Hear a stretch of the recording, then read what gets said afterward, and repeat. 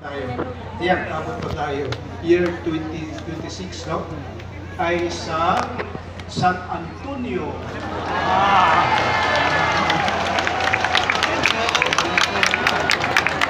So, inanyayahan ko po yung mga representative ng San Antonio. Si Father Big Boy.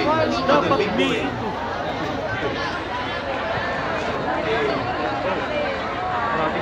Would like also to request Father Fernando Imbutong, kaupon and the upang mga members ng Pastoral Council San Bubon, together with Bishop Noni Bubo, and our next host for the next year, 2026, for our 27th Diocesan Pentecost Vigil and Family Day celebration will be at St. Anthony of Padua Parish, San Antonio!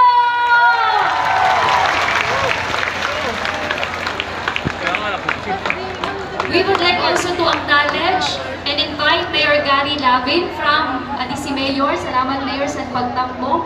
Kaupod na niya ang mga parokyano tingang sa San Antonio, Kamal Makarawan, San Antonio Official, BEC Cross, nga ira na dadon pagtapok ngadto sa San Antonio. Palakpakan utro naton ang mga taga San Antonio, 100 plus inisira nga mga pilgrims from the St. Anthony of Padua Parish, San Antonio, together with Father Charles Victorino Diaz and Mayor Gary Lavin.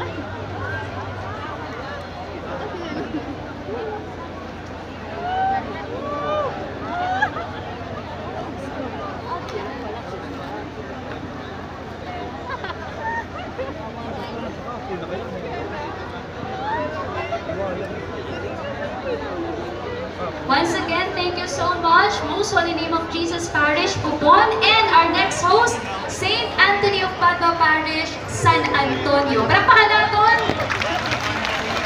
Another next host for next year.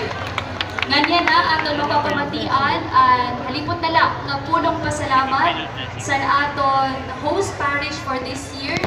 Sa Bubon, pinaagi sa naton Pura Baroko, Father Fernando Bugtong, nga nalipot liwan nga mensahe of acceptance o pagkarawan ni Kakal Father Bigboy. Otro palakpakan naton Father Fernando and Bugtong para sa kanyang punong pasalamat.